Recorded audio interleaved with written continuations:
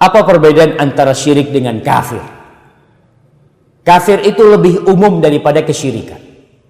Karena kalau orang kafir bisa jadi dia memang nggak percaya sama Allah, disebut kafir. Seperti Fir'aun. Atau orang-orang yang percaya bahwasanya kita ini nggak ada pencipta nih kita. Yang menciptakan kita adalah alam umpamanya, ya udah, dia kafir dengan pencipta. Kalau syirik, dia percaya sama Allah SWT. Dia percaya. Oh, percaya sama Allah, percaya. Percaya sama Tuhan, iya.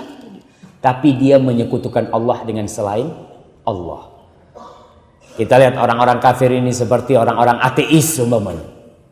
Dia nggak percaya dengan siapapun. Tapi kalau orang-orang musyrik, dia percaya kepada Allah SWT dengan adanya pencipta, tapi dia melakukan kesyirikan kepada Allah SWT. Berkaitan dengan syirik yang dapat menggugurkan amalan kita. Allah Subhanahu wa taala berfirman, "Innallaha la yaghfiru an yushraka bihi wa yaghfiru ma duna dzalika liman yasha wa man yusyrik billahi faqad iftara itsman 'azima." Sesungguhnya Allah tidak mengampuni disekutukan oleh hambanya. Allah nggak mengampuni dosa syirik itu. Tapi selain syirik Allah bisa ampuni. Jadi orang yang mati dalam kondisi musyrik, tidak ada harapan bagi dia untuk masuk surga. Tidak ada mukaffirat dzunub, penghapus dosa yang bisa menghapuskan kesyirikan. Kita tahu dengan pahala haji. Kita tahu dengan pahala Ramadan. Wa Ramadan ila Ramadan kaffaratun lima bainahuma. Kita tahu dengan ibadah salat Jumat bagaimana pahalanya. Kita tahu dengan amalan-amalan lain yang menghapuskan dosa. Tapi dosa syirik tidak bisa dihapuskan dengan amalan-amalan ibadah itu. Karena Allah sudah menentukan Allah tidak mengampuni dosa syirik. Orang yang melakukan kesyirikan adalah orang yang telah membuat dusta yang sangat besar kepada Allah Subhanahu wa taala. Kemudian Allah berfirman kepada nabinya, Nabi ini alaihi salatu wassalam, la in asyrakta la yahbatanna 'amaluk wa la takunanna minal khasirin. Muhammad alaihi salatu wassalam, ya Rasulullah. Muhammad, kalau kau berbuat syirik, nabi kita berbuat syirik, la yahbatanna 'amaluk, gugur semua amalan. Walaupun dia haji, seorang muslim haji 10 kali, umrah 25 kali, tapi dia melakukan tindakan kesyirikan, gugur amalan semuanya. Wa qadimna ila ma 'amilu min 'amalin faja'alnahu haba'an manthura. Kita datangkan tuh dengan semua amalan dia.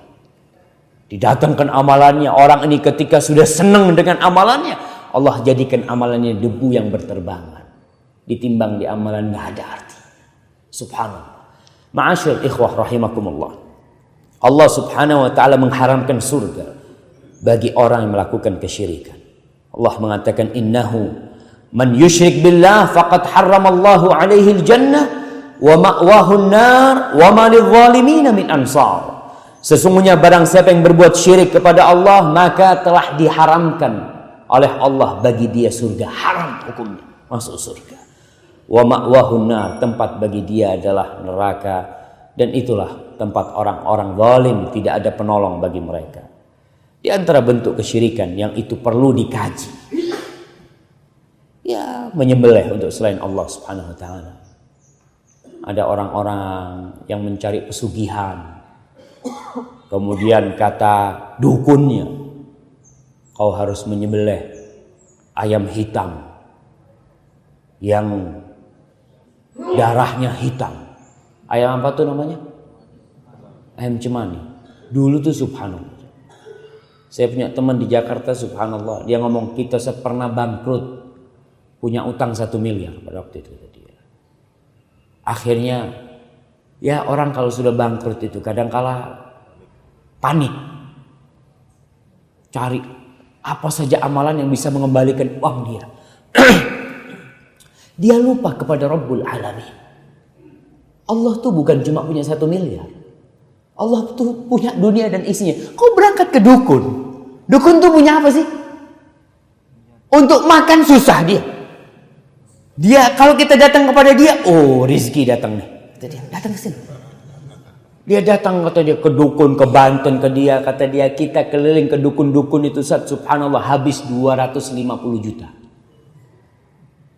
Yang ke sini kata dia bisa menggandakan uang, bisa mau nganukan balikan uangnya. Pernah satu dulu itu dia cerita yang minta ayam hitam. Ya kita cari, akhirnya dapat ayamnya, harganya 7 juta ayamnya. Kata dia, kita beli ayam 7 juta, sampai ke rumah dia, besok kita potong, paginya mati ayamnya. Kata dia, Allah 7 juta mati, kata dia, kayaknya kita dibohongin, kata dia. Baru subhanallah dia selamat. Alhamdulillah dia tidak sampai berbuat syirik menyembelih ayam itu untuk selain Allah subhanahu wa ta'ala. Tapi dia sudah mulai menyembelih ayam itu. Kita lihat gunung-gunung, ada gunung Kawi apa namanya? Tempat orang cari pesugihan. Apa? Kawi kan? Oh orang-orang Islam ke sana. Islam. Pak Haji, Pak apa berangkat dengan topinya. Berangkat topi hajinya ke sana. Insyaallah. Subhanallah. Karena apa? Karena enggak punya ilmu. Maka ma'asyiral muslimin rahimakumullah. Syirik yang paling besar adalah syirik dalam ibadah kepada Allah Subhanahu wa taala. Kita memberikan salah satu ibadah kita kepada selain Allah Subhanahu wa taala. Kita harus takut dengan kesyirikan. Jangan merasa aman. Nabi Ibrahim aja takut. Nabi Ibrahim saja takut. Apa di antara doa Nabi Ibrahim? Wajnubni wa baniya an na'budal asnam. Ya Allah, jauhkan aku dan anak keturunanku dari menyembah berhala-berhala, dari menyembah patung-patung. Kenapa? Rabbi innahunna adlalna katsiran minan nas. Ya Allah, tuh patung-patung, tuh berhala-berhala telah menyesatkan banyak dari manusia. Betul, jemaah. Bapaknya Nabi Ibrahim tuh kan bikin patung. Patung dibikin, dipahat, dipasang, terus berdoa. Nabi Ibrahim bingung sama bapaknya. Akhirnya dia berangkat ke kumpulan patung-patung itu. Dia hancurkan semua patung-patung itu, ditinggalkan yang tua. Yang paling gede gitu kan, yang paling gagah gitu kan. Ditanya, Ibrahim kau yang menghancur. Kota yang paling tua tuh. Bal fa'aluhu kabiruhum hadha. Ini paling tua nih gitu. Coba tanya sama dia. Kata orang-orang, ente nyuruh kita tanya sama patung. Kata dia, laqad alimta ma haula'i yantiqun, kata mereka. Kau tahu mereka ini enggak bisa berbicara. Kok kita disuruh tanya sama patung? Apa kata Nabi Ibrahim? Kau itu kalau sudah tahu mereka enggak bisa bicara, kenapa kau minta sama dia? Subhanallah. Itulah innahunna adlalna katsiran minan nas. Kalau Nabi Ibrahim Nabi Khalilur Rahman, yang dia adalah kekasih Allah Subhanahu wa taala, anaknya juga nabi, cucunya juga nabi, beliau takut. Bagaimana dengan kita yang kita bukan nabi, yang kita kadang-kala juga ya jauh dari Allah Subhanahu wa taala. Maka ma'asyiral muslimin, hadis Rasulullah SAW, innaha satakunu fitan kaqita'il lailil mudhlim. Dalam hadis lain beliau mengatakan badiru bil a'mal fitanan kaqita'il lailil mudhlim. Cepat-cepat kalian beramal sebelum datang fitnah seperti malam gelap gulita itu. Yusbihur rajulu mu'minan wa yumsi kafiran. Yusbih mu'minan, paginya mukmin, sorenya kafir. Sorenya mukmin, paginya kafir. Ngapain? Yabi'u dinahu bi'aradin minad dunya. Dijual agamanya dengan sepotong dari dunia. Kita perlu takut, apalagi kepada generasi kita yang kadang-kala bacaan di internet adalah tentang syubhat-syubhat. Dia berbicara, membaca tentang penyembah setan. Dia berbicara tentang orang-orang yang tidak percaya dengan Tuhan. Ingin tahu tuh anak-anak. Dia baca di internet, subhanallah. Disuruh sholat nggak mau sholat. Ada seorang di Jakarta ini, ibunya telepon sama saya. Dia bilang, Ustaz, anak saya ini nggak percaya kalau Nabi Muhammad itu ada. Bayangkan. Padahal dia kuliah di UIN. Syubhat yang membuat dia jadi gak percaya. Enggak, kata dia. Gak ada, anak dibohong-bohongin sama cerita-cerita. Seperti kata orang-orang kafir. In hiya asatirul awal. Itu kisah-kisah aja. Maka kita perlu berhati-hati. Jangan merasa aman dari kesyirikan yang seperti itu. Berkaitan dengan ibadah, dengan syirik kepada Allah. Apa yang dikatakan syirik sebenarnya? Ada sebagian orang yang mengatakan, kau itu berlebih-lebihan dalam beragama. Sedikit-sedikit ini syirik. Itu syirik. Enggak, yang syirik enggak banyak sebenarnya. Yang syirik itu sedikit. Tapi yang jadi masalah, kau nggak ngerti bahwasanya itu perbuatan syirik. Sekali lagi, kebanyakan kita nih Islamnya keturunan, nggak pernah belajar Islam. Belajar sholat dari kitab tuntunan sholat. Ya udah itu dia tahu Islam. Pelajaran kita di ETSD umpamanya tentang Islam, ya sekadar untuk ujian, selesai ujian, habis. Kita tidak pernah mengetahui tentang Islam itu. Maka tidak sedikit dari umat Islam yang benar-benar nol tentang Islam. Mungkin dia doktor dalam urusan matematika. Mungkin dia profesor dalam urusan kimia. Tapi tentang Islam sama sekali tidak ngerti apa itu Islam. Maka kita perlu memahami apa itu syirik. Dan bagaimana orang-orang yang berbuat syirik kelak Allah ancam dia. Karena dia akan menggugurkan amalan. Ingat, bukan berarti syirik ini orang itu bukan muslim. Ya memang ada orang musyrik bukan muslim. Tapi ada orang Islam muslim. Sholat, zakat, puasa. Dia melakukan tindakan kesyirikan. Para ulama menjelaskan bahwasanya arti kesyirikan itu adalah menjadikan bagi Allah Subhanahu wa taala sekutu dalam uluhiyahnya, dalam peribadatan kepada Allah Subhanahu wa taala, atau dalam rububiyahnya, menjadikan bahwasanya ada pencipta selain Allah Subhanahu wa taala, atau dalam asma dan sifatnya. Dan kebanyakan syirik itu biasanya dalam urusan peribadatan. Kalau dalam urusan penciptaan, jarang orang yang menjadikan Tuhan selain Allah. Karena mereka tahu nih, nggak mungkin. Kalau ditanya orang-orang kafir, orang-orang di Mekah itu, yang mereka menyembah patung-patung, yang mengelilingi Ka'bah, ditanya mereka itu, wala in sa'altahum man khalaqas samawati wal ard la yaqulunna Allah. Kau tanyakan kepada mereka, Muhammad, siapa yang menciptakan langit yang 7 lapis itu dan bumi ini, siapa yang menciptakan? Apa kata orang-orang musyrik? Allah yang menciptakan. Terus kenapa kau beribadah kepada mereka? Apa jawab orang-orang itu? Ma na'buduhum illa liyuqarribuna ila Allahi zulfa. Kita ini ibadah kita ini cuma urusan perantara aja. Mereka hanya perantara antara kita dengan Allah Subhanahu wa taala. Kita nih nggak bisa minta langsung sama Allah, itu nggak bisa, banyak dosanya kita nih. Itu yang dilakukan oleh mereka. Al-Husain, ayahnya Imran bin Husain, ditanya sama Rasulullah SAW, kam ilahan ta'bud? Wahai Husain, berapa Tuhan yang kau sembah? Kata Husain, 7. Sitkatun fil ardi wa wahidun fis sama. Kata dia, 7 nih yang aku sembah, 6 di bumi, 1 di langit. Orang musyrik, dia percaya 1 di langit. Terus ditanya sama Nabi, kalau kau lagi gundah, kalau kau lagi susah, kalau kau lagi bersedih, kepada siapa kau minta? Ya kepada yang di langit lah, kata dia. Masih sama yang di bumi, kata dia. Kepada yang di langit, kata dia. Lalu Rasulullah SAW mengajarkan kepada dia, kalau gitu sembahlah yang di langit dan tinggalkan semuanya di bumi. Itulah salah satu kesyirikan yang disebut kesyirikan dalam peribadatan kepada Allah Subhanahu wa taala.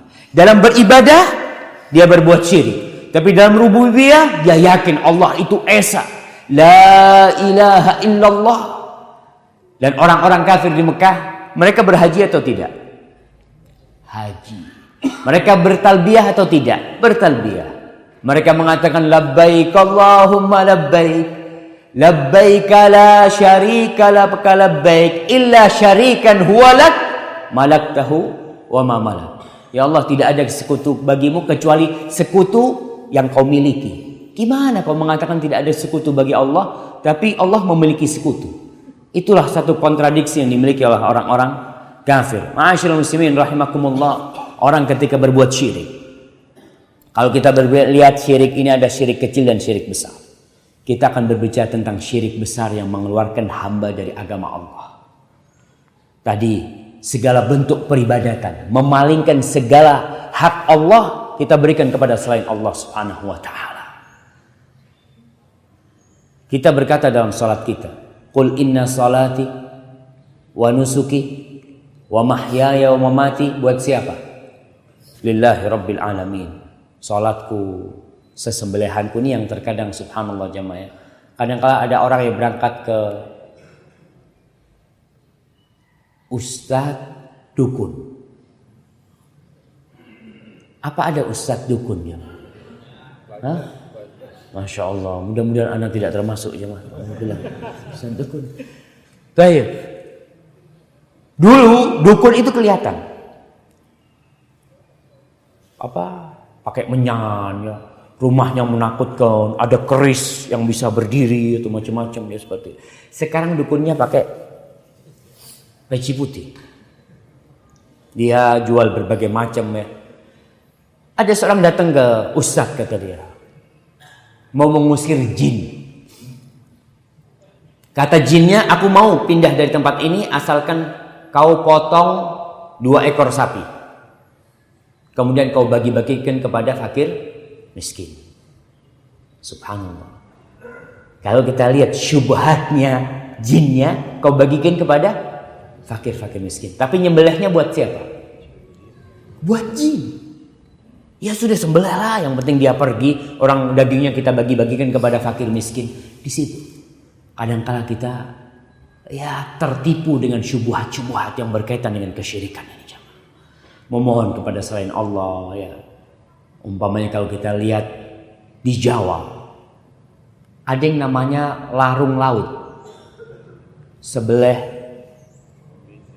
kerbau, kemudian kepala kerbaunya dilemparkan ya, diusung. Subhanallah, saya melihat itu yang mengusung pakai topi haji, pakai kerudung perempuannya. Ya Allah, saya subhanallah. Orang Islam seperti itu nggak ngerti kalau itu syirik. Oh, saya ini sholat muslim, saya ini haji, saya nggak mau berbuat syirik, kata dia. Karena dia nggak ngerti kalau memberikan sesembelihan kepada selain Allah itu adalah syirik, dan termasuk syirik besar. Kadangkala gunung, apa namanya, Gunung Merapi ya, mau meledak, kumpul orang-orang Islam, baca doa, potong sapi, kepala sapinya ditanam di bumi. Kemudian ditanam, kata mereka, untuk siapa? Untuk penunggunya. Yuk kita berdoa. Doanya baca Al-Fatihah. Antum bisa bayangkan jamaah. Nah, saya membaca di sebuah majalah pesawat tuh di Jawa Tengah. Memang Jawa Tengah mungkin kesyirikan di sana masih banyak ya. Orang-orang Islam memang kebanyakan Islam abangan. Jadi di bukit di situ ada tari-tarian. Mereka menari di bukit itu, ya tari-tarian katanya untuk mencari keridhaan, ya untuk tolak balak lah mereka. Dulu tarian itu tarian memang warisan nenek moyang mereka. Sekarang tarian-tariannya kata disebutkan di situ bahwasanya ada pawangnya yang komat kamit baca macam-macam, kemudian dicampur dengan bahasa Arab. Orang pakai bahasa Arab nih Islam nih.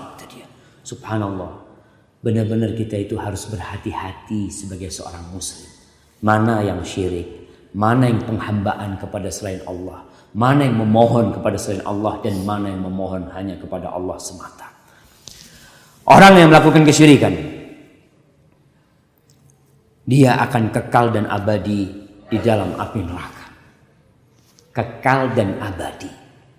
Berbeda dengan orang yang berzina, berbeda dengan orang yang merampok, berbeda dengan orang melakukan dosa-dosa besar selain syirik. Masih ada harapan Allah mengampuni dosa dia. Innallaha yaghfiru dzunuba jami'a. Allah mengampuni semua dosa-dosa. Jadi kalau orang itu mati dalam kondisi pernah berzina, belum bertobat, pernah berjudi, belum bertobat, pernah durhaka, belum bertobat, masih ada harapan untuk dikeluarkan dari api neraka nanti. Tapi kalau orang berbuat kesyirikan, nggak ada tuh. Khalidun mukhalladan fiha. Dia akan kekal dan abadi di dalamnya. Kemudian ma'asyiral muslimin rahimakumullah, syirik menggugurkan semua amalan. Semua. Ada amalan-amalan, umpamanya riya. Riya itu termasuk syirik kecil. Riya itu hanya menggugurkan amalan yang berdampingan dengan riya itu. Orang sholat riya, amalan apa yang gugur? Sholatnya. Tapi dia sedekah nggak riya, sedekahnya nggak gugur. Ada yang sedekahnya riya, sedekahnya gugur. Tapi kalau syirik besar, menyekutukan Allah subhanahu wa ta'ala dengan selainnya, maka akan gugur semua amalannya, sebagaimana ayat yang tadi kita bacakan, la in asyrakta la yahbatanna amalu, di surat Az-Zumar ayat 65. Dan Allah Subhanahu wa taala berfirman, walau asyraku la habita anhum ma kanu ya'malun. Andai kata mereka berbuat syirik, semua amalan mereka akan gugur, semua yang mereka lakukan. Kemudian ma'asyiral muslimin rahimakumullah, apaan tuh? Baik. Tinggal berapa menit waktu Anda? Masih lama kan? Siap. Kemudian orang yang berbuat syirik tidak akan berbahagia di dunia ini. Tidak akan berbahagia di dunia ini. Karena apa? Allah Subhanahu wa taala berfirman, "Alladzina amanu walam yalbisu imanahum bidzulmin ulaika lahumul amnu wa hum muhtadun." Alladzina amanu, orang-orang yang beriman dan tidak mencampur keimanan mereka dengan kezaliman. Yang dimaksud dengan kezaliman adalah kesyirikan di sini. Ulaika lahumul amnu, bagi mereka adalah keamanan. Keamanan di mana? Di dunia dan di akhirat. Kita ini di dunia yang dicari keamanan, jemaah. Kita ingin hidup tentram. Kita ingin hidup damai. Kita ingin hidup sejahtera. Bagaimana caranya? Tinggalkan kesyirikan. Tapi orang yang berbuat kesyirikan tidak akan pernah damai hidupnya. Kita lihat orang-orang Islam umpamanya yang mereka mencari pesugihan. Yang mencari pesugihan. Kemudian dimintai tumbal oleh setannya, oleh jinnya di situ. Dia akan senantiasa dalam kondisi takut. Takut senantiasa. Karena setan tidak akan pernah berhenti menakut-nakuti dia. Iblis, jin, dan semua. Jadi setan-setan yang terlaknat itu tidak akan pernah berhenti membuat dia takut. Ada orang berangkat ke dukun untuk mencari pesugihan tukunya. Dikasih sama dukun itu bangkai ayam. Bangkai ayam disuruh tanam di depan pintu tokonya. Ditanam. Subhanallah tadi. Rame tukunya. Berapa lama? Sebulan. Setelah sebulan harus kembali lagi. Minta lagi dia. Itulah penghambaan kepada jin terus. Yang akan membuat hidupnya sengsara karena dia terikat. Tapi orang yang hanya menyembah kepada Allah Subhanahu wa ta'ala. Ulaika lahumul amn, bagi mereka keamanan di dunia dan akhirat. Wahum muhtadun, mereka adalah orang-orang yang mendapatkan hidayah dari Allah Subhanahu wa taala. Ma'asyiral muslimin rahimakumullah, kesyirikan akan menghalalkan darah seorang yang berbuat kesyirikan itu. Seorang mukmin yang berbuat kesyirikan, dia akan murtad, akan keluar dari agama Allah Subhanahu wa taala. Maka dia akan menjadi halal darahnya.